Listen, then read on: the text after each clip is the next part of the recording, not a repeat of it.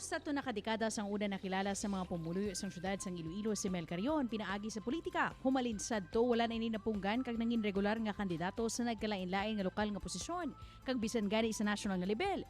Ini sa pihak sang kamatuoran nga bisan makaisa, wala gid siya sang dinagan. Nagapangidaron subong sang 80 anyos kag solo nga nagapangabuhi. Ang tanan nga eksperyensya ang daw kasubong pagani nga gatong kay Mel bangod sa madason nga tuig, ginalauman nga mapagkit naman ang ngalan sini sa balota. Mga kapuso, makapunta sa mga agang tao nga wala nagakadula sa sirkulasyon sa syudad sang Iloilo, ilabi na kung pamulitika ang istoryahan. Mas kilalahon tapagid si Mr. Mel Carreon. Good morning, Nong Mel, kag welcome sa GMA Regional TV Early Edition. Good morning, Attorney Kapuso. Kamusta ka subong nga pandemya?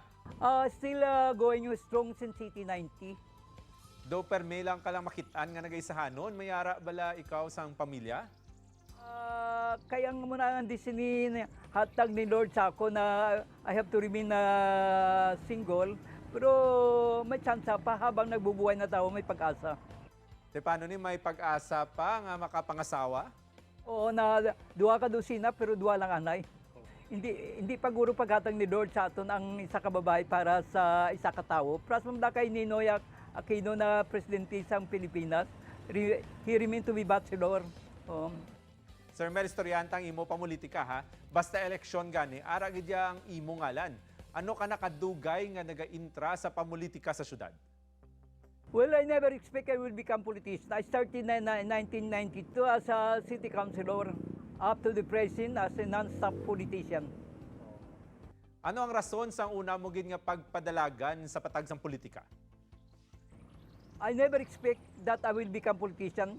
Ang lolo ko si Mel Carreon, ang tatlo niya ka-brothers, si Valentin, si Ricardo, si Uzi, si Priano, na mayor na sila, during that time, mayor na sila sa Oton, natawag na presidente sa iyan sing during Commonwealth. And the fifth Carreon become mayor sa Oton is si Simplicio Carreon. Ang ilaga ni bloodline na sa dugo mo ginaya, bloodline mo ginaya. Halin sa nag-intra ka sa 1992, pila na ka-eleksyon ang naintrahan mo? May gindagan ka man? Well, Attorney Kapuso, kapulo na ni this coming 2022. Wala gig. Waterloo tanan. Te anong rason nga nagasigi ka pa intra sa politika? Well, si Abraham Lincoln gani nag-give up. Wala gani mag-give up 18 time na loser. Kung mag-give up ka, wala ikaw chance. Habang nagbubuhay na tao, may pag-asa pa. Kung matandaan mo pa, ano pa nga mga posisyon ang napadlaganan mo? Well, I started from city councilor, vice mayor, twice by a mayor, one congressman, and city councilor. And in 2019, I ran for city mayor. That will be the third time. 2010 sa presidential to. Pero nag-file ako sa COC sa December 2019.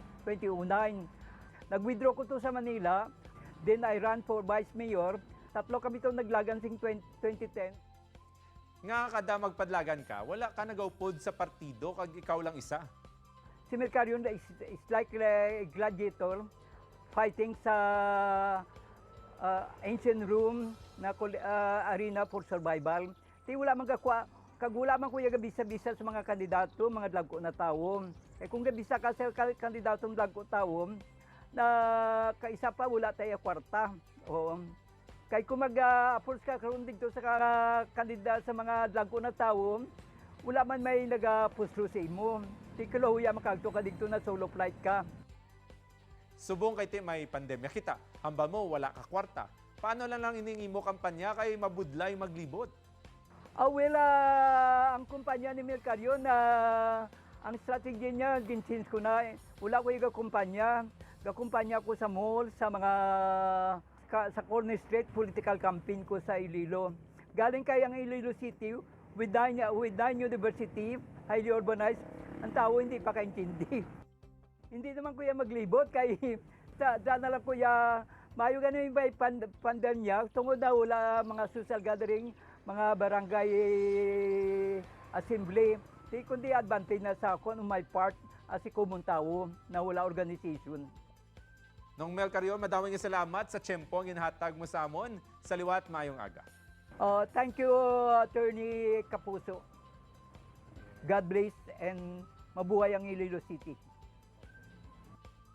Dugang impormasyon kag good vibes sa pagbalik sang GMA Regional TV Early Edition. Ini ang GMA Regional TV Early Edition.